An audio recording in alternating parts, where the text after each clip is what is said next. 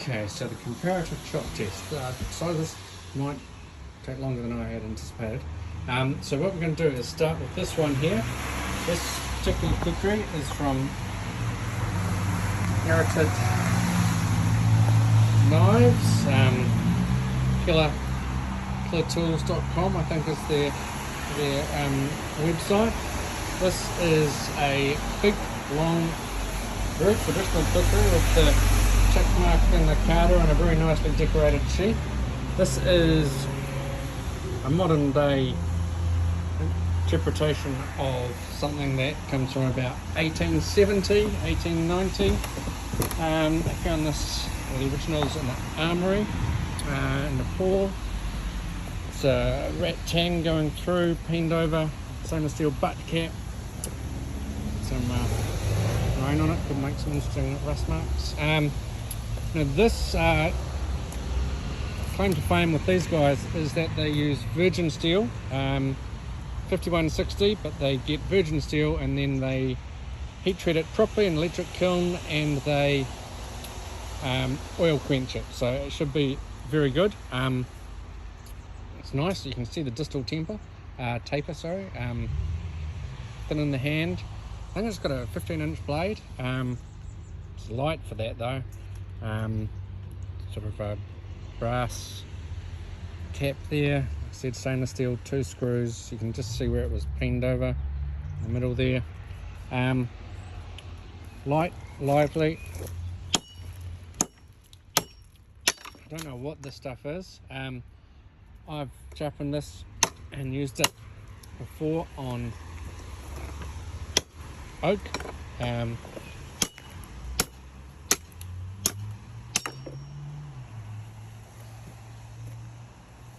Yeah, you can see my polished edge there. So that stuff's dead, well, it's still green. This stuff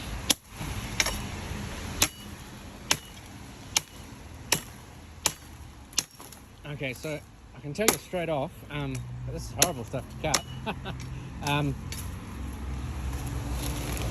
It's got a bit of spring to it.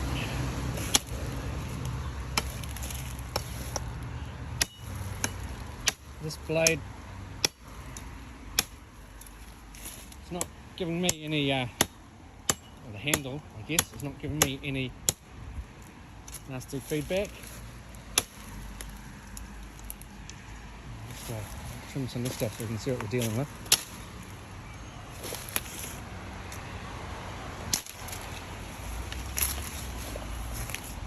Yeah. So I'd expect this to go through easily, but I didn't really know what the wood is or what it's... Yeah. Anyway, no negative feedback. Very slight, if you hold it slightly wrong, you can see there the hand can clamp in there. It's got a small handle, smaller than I kind of thought. Still, it's cutting through. Let's see what the other ones think of this wood, because it's, I can tell you now, horrible stuff. Whatever it is, it's like a massive overgrown triffid of a vine. Yeah, that's the stump of the thing. Interesting. So yeah, like I said, hit. The blade wobbles a little bit, but you don't feel that negatively in the hand. It's got a very positive grip on this. Wood handle, rosewood, Indian rosewood or Himalayan rosewood, I guess technically. Feels nice.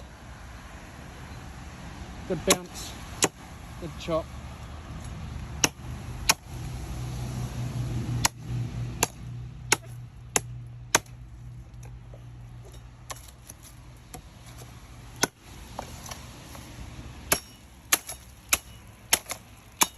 I can tell that once I've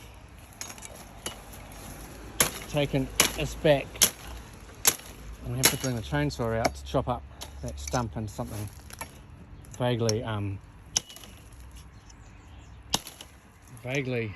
manageable. I don't know how well that's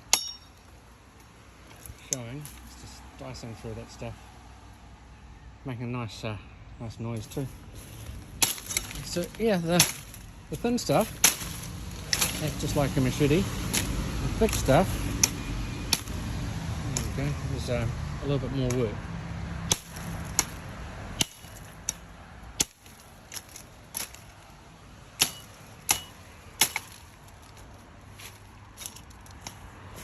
How does this? Even when you get it right in the sweet spot. Oh no, maybe not. I was going to say, it doesn't cut that way because of the vine, but you can see if you hit it right in the sweet spot on the curve,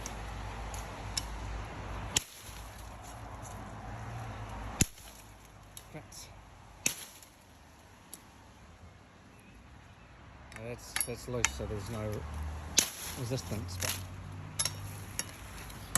try this piece here, and I turned off. Really deep cut. See that stuff going in a long way.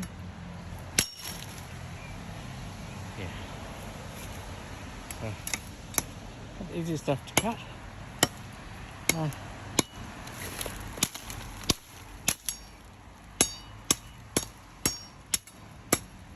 We're getting there. Let's do this last one. Sorry, I said I was going to finish, but I'm not going to. Right.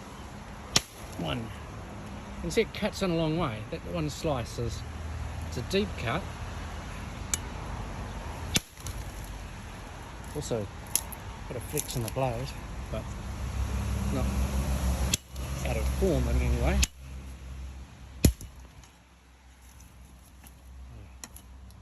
Horrible, horrible, horrible stuff. Whatever this is, I don't recommend planting it.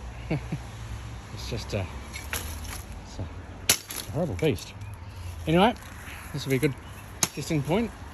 Come back tomorrow and do another one. So this is the Papu. There's a bit of a story behind that one. There's a maker's mark on the originals, which look very similar to what is the Nepalese word for Papu, which means the master. There's some conjecture of whether it actually is the master or whether it's just the maker's mark. Looks very similar, and it's not actually the master. Someone else has said that this has been made for Taj Mahal's personal bodyguard. Don't know where they got that information from. But yeah, all in all, heritage blades, traditional 1870 to 1890 style rat-tang kukri. I think it's got a 15-inch blade, big boy. Nasty vine cut through it. I reckon that polished edge I've got on there will still be razor sharp.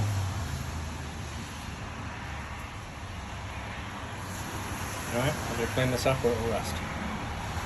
Come back tomorrow, hopefully, with another one. Cheers guys.